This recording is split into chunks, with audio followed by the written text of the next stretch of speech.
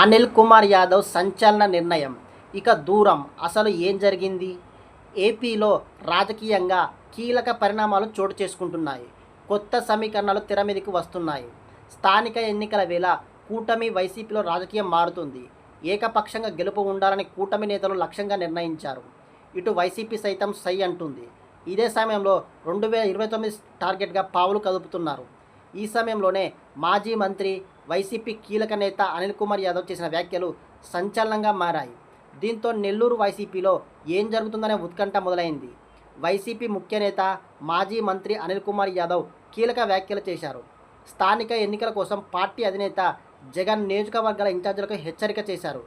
కూటమి ఎక్కడైనా ఏకగ్రీవం చేసుకుంటే ఈ నియోజకవర్గ ఇన్ఛార్జికు వచ్చే ఎన్నికల్లో సీటు ఉండదని తేల్చేశారు. ఈ సమయంలో పార్టీల చర్చ జరుగుతున్న వేళ అనిల్ కుమార్ యాదవ్ కీలక ప్రకటన చేశారు. వచ్చే ఎన్నికల్లో తాను పోటీ చేయకపోవచ్చని వ్యాఖ్యానించారు. నెల్లూరు జిల్లాలో తనకు పేజీ ఉందని, తనకు చరిత్ర ఉందని చెప్పుకొచ్చారు.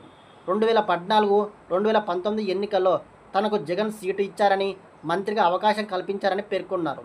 తాను ఎవరో తెలియని పరిస్థితుల్లో తనను గుర్తించే స్థాయికి ఎదిగేలా చేసిన వ్యక్తి జగన్ అని చెప్పారు. వచ్చే ఎన్నికల్లో సీటు వచ్చినా రాకపోయినా 2 సార్లు ఎమ్మెల్యేగా, మంత్రిగా పనిచేసిన సంతృప్తి తనకు చాలంటూ అనిల్ వ్యాఖ్యానించారు. కాగా 2019లో వైసీపీ అధికారంలోకి వచ్చిన సమయంలో అనిల్కు కీలకమైన ఇరిగేషన్ శాఖ మంత్రిగా బాధ్యతలు కేటాయించారు. విస్తరణలో అనిల్ స్థానంలో నెల్లూరు నుంచి కాకాని గోవర్ధన్ రెడ్డికి మంత్రిగా అవకాశం దక్కింది. ఇక 2024 ఎన్నికల్లో అనిల్ నెల్లూరుని కాదని నరసరావుపేట ఎంపీగా బరిలోకి దింపారు. ఆ ఎన్నికల్లో అనిల్ ఓడిపోయారు.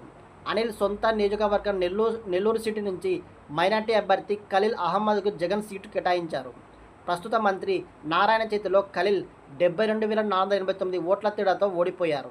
ఇక ప్రస్తుతం నెల్లూరు సిటీ వైసీపీ ఇన్ఛార్జిగా ఎమ్మెల్సీ పార్వతీరెడ్డి చంద్రశేఖర్ రెడ్డి బాధ్యతలు నిర్వహిస్తున్నారు.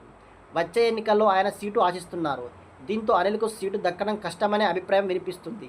ఈ సమీకరణాల వేళ అనిల్ ముందస్తుగానే వ్యూహాత్మకంగా ఈ వ్యాఖ్యలు చేసినట్లు కనిపిస్తుంది. అయితే అనిల్కు జగన్ ఎలాంటి అవకాశం కల్పిస్తారు, భవిష్యత్ నిర్ణయాలు ఏంటనేది జిల్లా రాజకీయాల్లో ఆసక్తికరంగా మారుతుంది.